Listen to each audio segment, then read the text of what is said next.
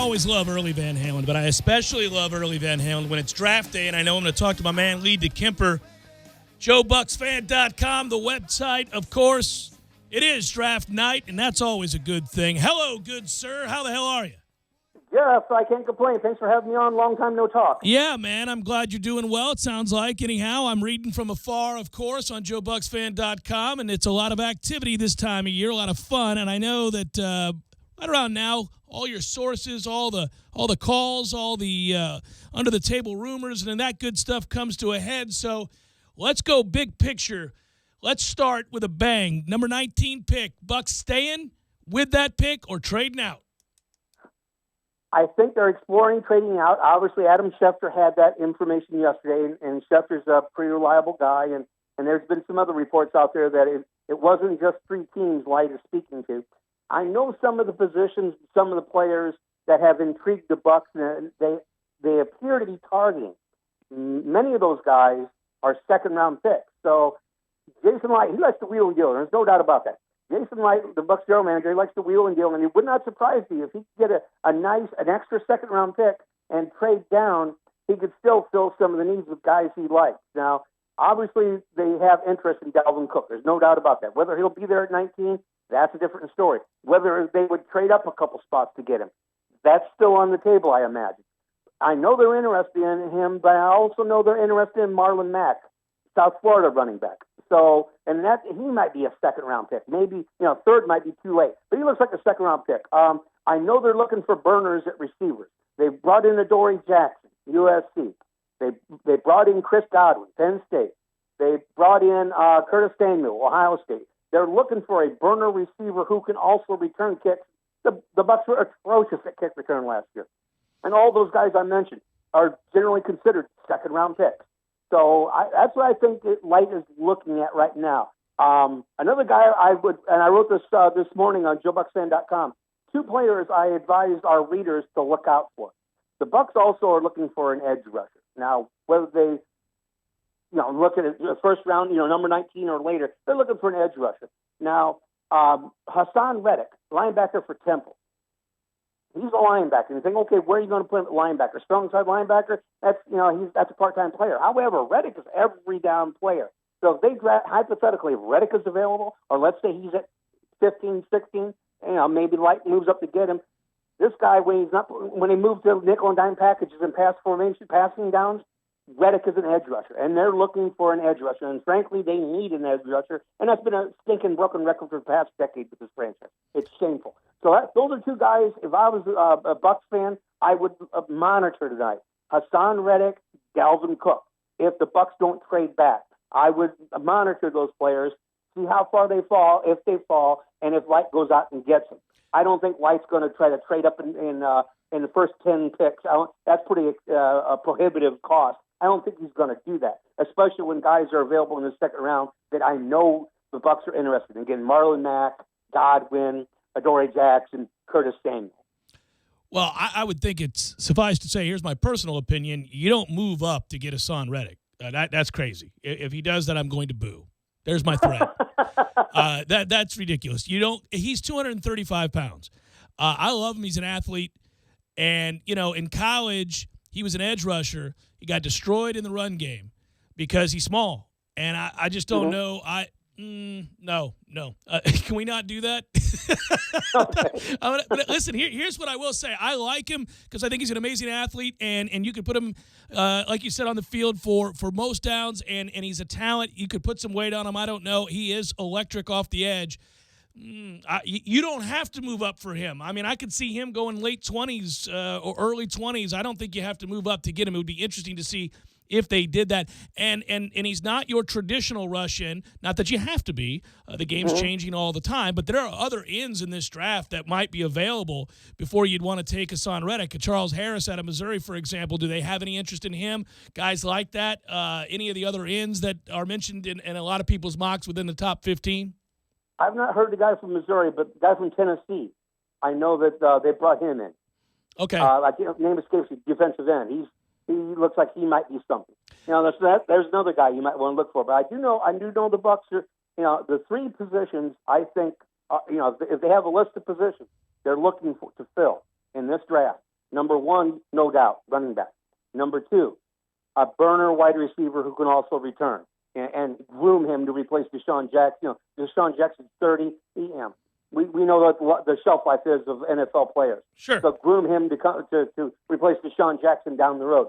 Number three, edge rusher. Those are the three positions I am very confident the Bucs are targeting to fill in this draft.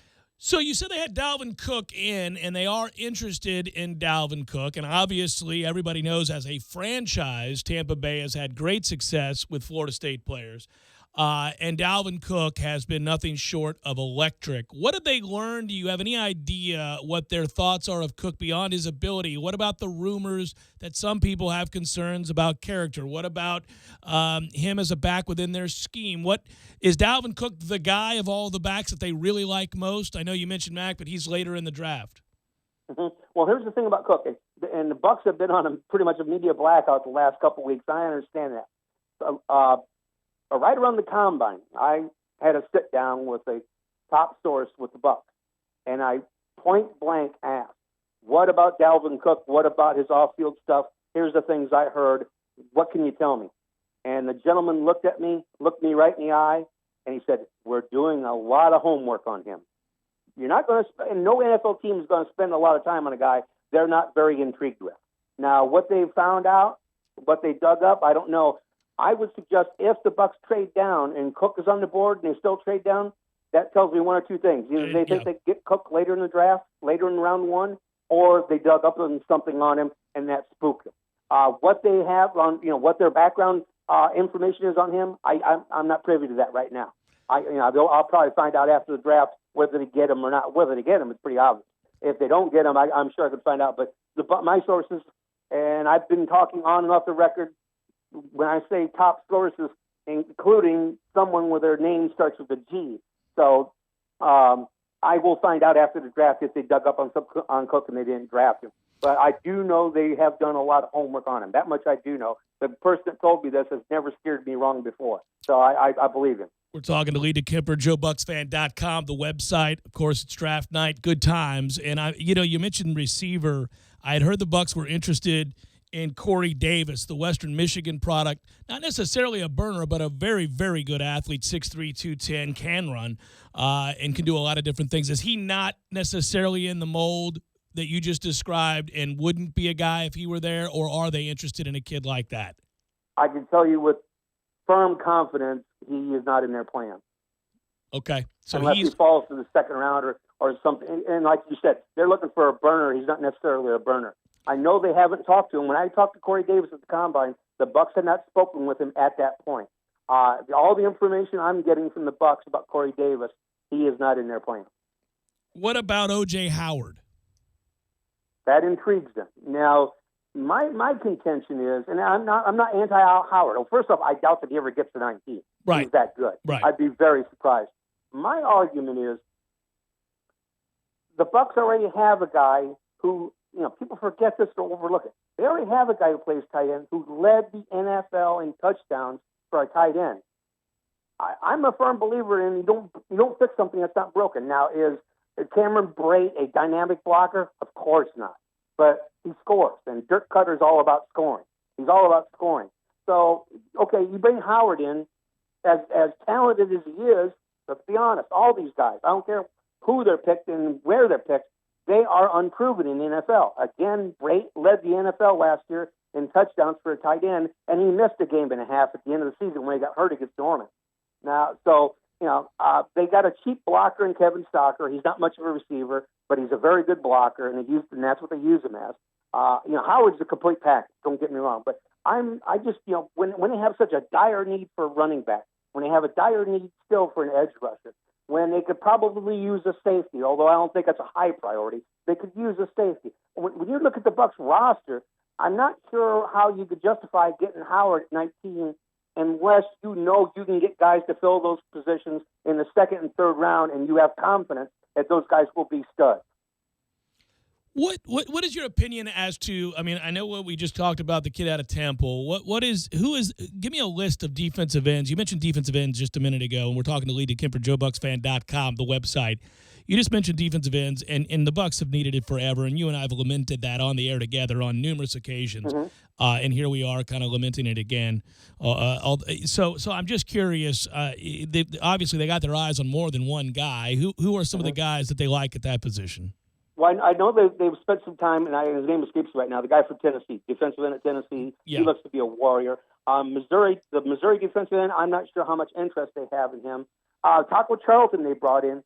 And Taco Charlton, I don't know, he reminds me of Adrian Claiborne, who was nondescript. That's the best way I can describe it. Right. He was, he had dreads. That was his best trait. He had dreads. Looked cool. But he was a nondescript defensive end. He's nondescript with Atlanta.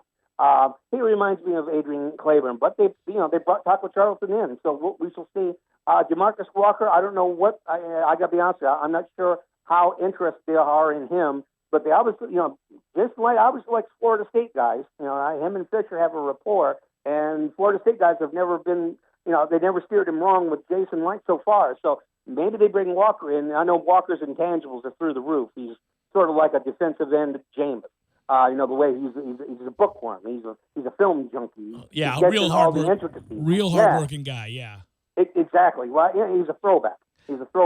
So really quick, Lee, I'm going to interrupt here because it sounds like to me what you're telling me, if they don't move down into the second round, because to me Walker's second round, of course, and some of the other guys you mentioned are second round, but the guy that you mentioned that isn't, and just to put a name to it, Derek Barnett is the defensive end you're talking about. Yes. Yeah. Barnett out of Tennessee at 6'3", 260. And a really good athlete, and you go back to his season in 2016, he had 13 sacks and forced fumbles and tackles for loss, and all the numbers that you want are there out of the SEC. If he's on the board, they're taking him. Would they take him, for example, over Dalvin, or is Dalvin higher up on that list? Well, that's a wild card, as we spoke about earlier. I do not know. I don't know firsthand if they're spooked by Dalvin, the alleged off-field stuff. I don't know if they were spooked by that. I don't know if they're spooked by the shoulder injury. I don't know if they're spooked by that. I do know, I can tell you, they like Marlon Mack a lot, and that's been going back for weeks. So if they think they can get Marlon Mack in the second round, they may pass on Dalvin to get a Barnett, if they're that high on Barnett. Or like I said earlier, with Reddick. If Reddick's there, if Reddick and Cook are there, I would not be shocked if they get Reddick over Cook. Honest to goodness, I would not be shocked. Not saying that they will, but I would not be shocked in any way. So, and again, this draft is deep on running backs. So, they could get some other running back. The name I kept hearing was Marlon Mack. I kept hearing that over and over and over. Him and Dalvin Cook. I just kept hearing those guys over and over and over. I know they're interested in Kareem Hunt at Toledo, but he doesn't seem like a burner to me. His numbers are incredible. Durability. He's an every down back. He doesn't come off the field and pass downs. But when you look at tape of him, it just seems like he's Doug Martin slow. And I'm not saying Doug Martin's slow, but Doug Martin's not a burner. He doesn't have a big burn. No. He can't run away from defenders that well. He never could. And he looks to me like another Doug Martin. So it just seems to me, the impression I get talking to people from the Bucs and people I know they're targeting, and like I said earlier, the Godwins, the Samuels, the Adoree Jacksons, the Max, those guys, they got speed. And I don't know if Kareem Hunt has that kind of speed. I know they've worked him out. I know they've gone to Toledo and had position coaches work the guy out. So you don't do that unless you're interested in the guy. You don't spend that kind of money and waste that kind of time on someone you're not interested in drafting. So they're interested in Kareem Hunt, but I just don't know if he has that speed that the Bucs seem to be looking for. Interesting to think about where the Bucs are at in this situation. Obviously, as we look big picture, we're in a much better mind frame than we've been over the last couple of years when you and I have talked, because in the past, Lee, when we've talked about the need for like 12 people. We could use this, and this. And you don't feel that way currently. You feel like this is a team on the verge of doing some big, big things. I mean, you need a couple of guys, 3 to 5 guys perhaps. You need that you feel like you could turn the corner. They already took what we thought on paper was a brutal schedule, and did well with it. You and I had talked about, good Lord, if they were anywhere close to 500 last year, we were going to be elated given when the schedule came out. The schedule did come out. We know it's not safe necessarily to project year in and year out what we think a schedule is, because it gets flipped on its head every year. But what were your thoughts about the schedule and where this franchises at currently as we go into tonight's draft? Well, a couple things jumped out at me at the schedule. I was on local radio here in Tampa Bay area yesterday talking about the schedule. And a lot of people, when they see the schedule, as you said, they start, win, loss, win, loss. And I think sometimes that people put more emphasis into the schedule, jump at the gun, so to speak. But the two things that jumped out at me on the schedule, one I didn't want to see and one I did want to see. One was they're playing Green Bay in December at Green Bay. I don't like that. That's for obvious reasons. It's going to be brutally cold. The Bucs' record at cold weather games is not stellar historically. That's number one. Number two, in the past, I don't know how many years, the Bucs always had an early bye. And how many years in a row this team has tanked in December games? I mean, when December came, boom, they just went off the deep end. Last December, another example. They were in position for a playoff berth. They only needed one more win. They had a lousy December. Well, this year they have a late bye.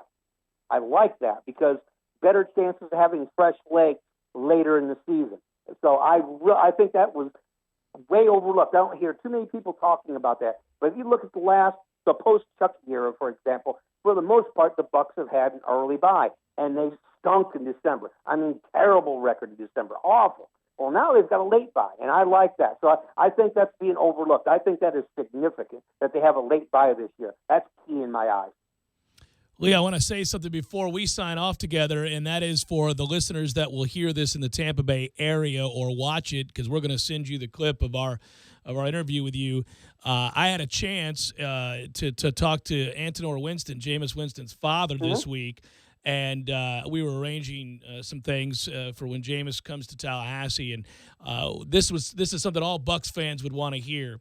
As we were talking about potential matchups to get together, where he could come in studio or I could interview him via the phone, he said, "Well, Jeff, I got to tell you, it's going to be tough here in the next couple of weeks because getting a hold of Jameis to do anything that is not football related, whether that's a workout or on the field throwing or lifting weights or running or doing whatever it is that makes him a better football player this time of year is impossible. He is so locked in. You can't get him to do interviews. You can't get him to do anything. So we're going to have to wait till after OTAs, Jeff, when Jameis takes a breath to do that interview." And I said, well, as disappointing as that is to hear for me as the host of a show, is as elated it is to hear as a Bucs fan and obviously supporter of a franchise who has a franchise quarterback that cares so deeply about that community and being a franchise guy and being the leader that he said he was going to be from day one. So that's the good news.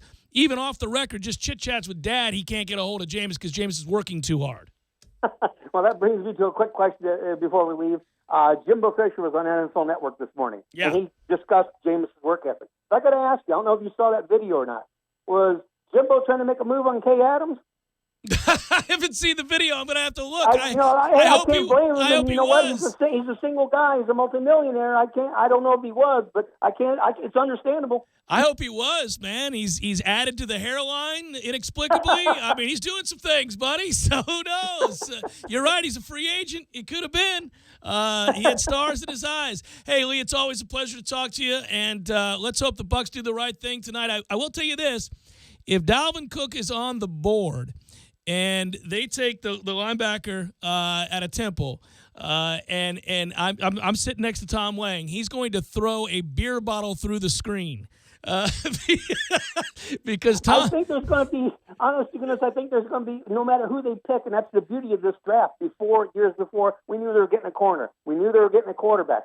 This year, that's the beauty. We really don't know. No, we don't. Given the fact they're going to draft around 10 o'clock, I expect fights in various watering holes. Oh, yeah, people will be plenty lubricated at that point and ready to have a conversation, if you will, about that pick. But I'm just saying, if Dalvin Cook is on the board at the exact same time that any of these linebackers, whether it's Gerard Davis out of Florida for people down there who certainly know him, or any of these other guys, and they don't take Dalvin Cook, he's going to throw something. And so just know that. I'll try to capture it on video and send it to you.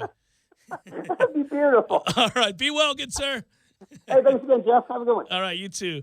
It's Lee Diekemper, JoeBucsFan.com, the website. And he's saying Bucs like running back, like Dalvin. They also like the USF standout, who I like a lot too, but I think you can get late second, early third. I'm telling you, Tom, I see the draft now for the Bucs. You want to talk about that next? Let's do that next. We can. We better draft Jason freaking Taylor reincarnated if this, if they go with the Temple guy. Well, he's not that, so you're going to be disappointed. Well, that sucks. He's good, though. I like him, but I don't like him as much as the Bucs apparently like him. So we'll talk about that momentarily. Jeff Cameron Show, 97.9 ESPN Radio.